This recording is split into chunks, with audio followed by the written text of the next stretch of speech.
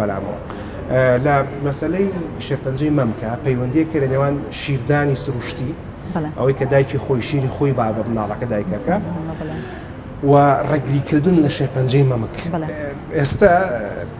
ئەوەی کە پێڵەن ترند ئەوەی کە ڕێڕەوێکی جیهانی هەیە کە لەوێ بەرەولای ئێمە دێت کە ژنان شیری مەمکی خۆیان نان بە مناڵەکان بە بیانیەوەی کە مناڵەکان تێر نابن ئەگەر چی تۆ لە من باشتر زانی کە تێرە بێ مناڵ بە شیری مەمکی دایکی. پەیوەندی لە نێوان شیری مەمکی دایکیان شیری سروشتی و شێرپەنجەی مەمکات چییە؟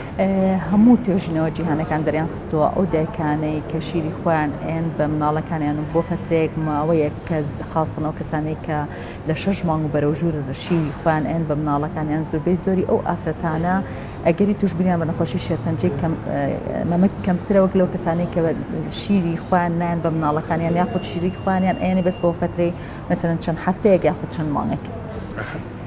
تەنانەت ئێمە ئەو نەخۆشانەی کە چارەسەری کیمیایی وەرئەگرن و لە دواییە کە مناڵیان ئەبێتەوە مەسەلەن عەمەلیاتێکیان بۆ کراوە زۆر جار کە حامیلە ئەبن یاخود دووگیان ئەبنێنەوە بەلای ئێمە ئەڵێن دکتۆرە ئێمە خراپ نییە ئەو مەمکەی کە تووشی شێرپەنجە بووە شیری پێبین بە مناڵەکانمان دایمەن پێیان ئەڵێن نەخێر بەس جیاوازی لەو مەمکەی کە عەمەلیات کراوە لەگەڵ ئەو مەمکەی کە عەمەلیات نەکراوە تەنها ئەوەیە احتیمال هەیە کەمێتی ئەو شیرەی کە مەمکە عەمەلیات کراوەکە دروستیەکە کەمتر بێ وەک لە لاکێکە و هیچ ترسێکیشی نییە. هەر بۆ زانیاری بەڕێستان خاتوول عەلی کە لە ئەڵقەی پێشووی چارەم میوان بوو کە لە 10 ساڵ پاش دەستی شانکردین بە شێرپەنجەی مەمک مناڵی دووهەمی بوو کە کچێکی جوانی بوو بە ناوی هەنی بۆ ئێمە باسی کرد کە مناڵی دۆمی بووە تەنها ئەو تاکە مەمکەی بەکارهێناوە بۆ شیردان بە مناڵەکەی کە ماوێت هیچکە مەمکەکەی تریان بۆ بڕێتەوە لە کاتی خوا لە 22 ساڵ بەر لە ئێستا و مناڵەکەشی پێتێر بۆ پێشی گەورە بوو کچی جوانیشی بووە لەبەرەوە شیری مەمکی دایک مناڵ تێرەکە و پێشێژی بە باشی. دکتۆر لەمانە کە باسکرا لە هەمووی یەک باسماوە باسی تیشک و شێرپەنجەی مەمک. تیشک و شێرپەنجەی مەمک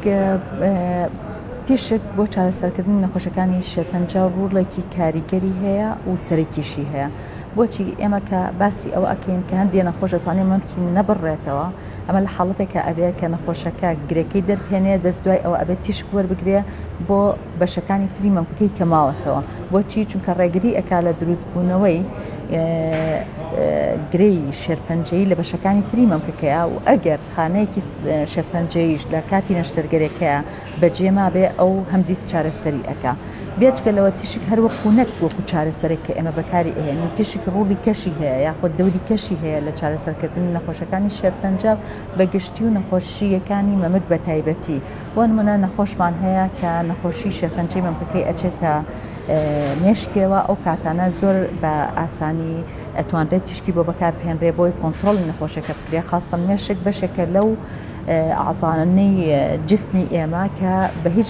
نوعەکان چارەسەری کیمیایی نایگاتێ لەبەرەوە تاکە ڕێگە بۆ چارەسەرکردنی ئەو کەسانەی کە نەخۆشی شێرپەنجەی مەمکەکان ئەچێتە ناو مێشکیانەوە ئەوەیە کە ئیلا ئەبێ بە تیشک چارەسەر بکرێت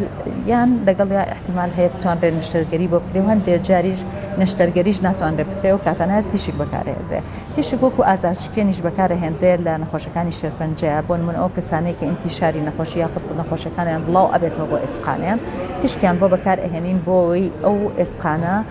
ئازاری تیا کەم بکەینەوە یاخود ئەو بەشی کە نەخۆشەکە ئینتیشاری بۆ کردووە وەکو ئازارشکێن ئازار کەم ئەکاتەوە هەندێک جاریش بۆی زەخت لەسەر حەبلی شەوەکی لابەرین یارمەتی دەرە بۆمان.